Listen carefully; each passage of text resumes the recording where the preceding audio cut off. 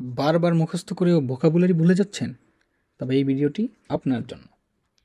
আজকে আমরা ভোকাবুলারি মনে রাখার চমৎকার একটা টেকনিক নিয়ে আলোচনা করব। চলেন দেখি কি সেই টেকনিক। আমরা যখন একটা বিদেশি ভাষার ভোকাবুলারি মুখস্থ করা শুরু করি, তখন আমাদের যেটা হয়, আমরা প্রথমে শিখি, ভুলে যাই, আবার শিখি, আবার ভুলে যাই, এভাবেই চলতে থাকে। এটার একটা পারফেক্ট সলিউশন হতে পারে এই টেকনিকটা। আপনি ভোকাবুলারির জন্য প্রথমে একটা ছোট নোটবুক বানাবেন অথবা কিনে আনবেন। তারপর প্রত্যেকদিন ১০টা বা ৫টা ২০টা এরকম একটা সংখ্যা ভোকাবুলারি আপনি প্রত্যেকদিন মুখস্থ করবেন, এবং এটা ধারাবাহিকতা আপনাকে মেনটেন করতে হবে।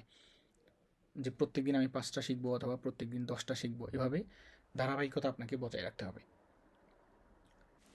তারপর আপনি নতুন যে ভোকাবুলারিগুলো শিখবেন, সেগুলো এই নোট খাতায় আপনি লিখে রাখবেন। কিভাবে লিখবেন?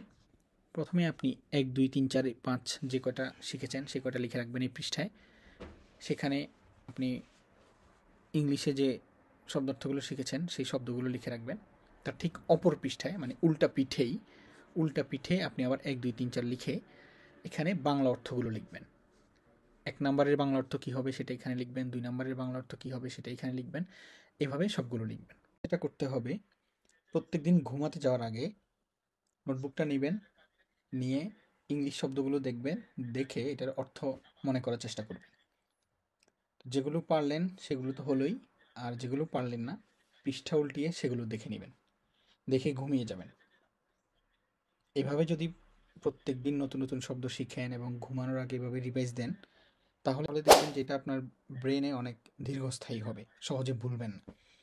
আমরা যেটা করি, একসাথে ইংরেজি বাংলা দুইটাই লিখি। দেখা যায় যে আমরা ইংরেজি দেখে বাংলা অর্থ মনে না করতে পারলেই চোখ এমনিতেই বাংলায় চলে যায়, কিন্তু এখানে আপনি দেখবেন, দেখে একটু ভাববেন, ভাবলে দেখবেন যে অনেক সময় মনেও পড়বে। এভাবে রিকল করলে বারবার আমাদের ভোকাবুলারি অনেক বেশি দিন মনে থাকবে, আমরা এটা সহজে ভুলবো না। এবং মাঝে মাঝে কী করবেন, বাংলাটা দেখে ইংলিশটা মনে করার চেষ্টা করবেন। এভাবে যদি করেন খুব সহজে ভুলবেন না ইনশাআল্লাহ।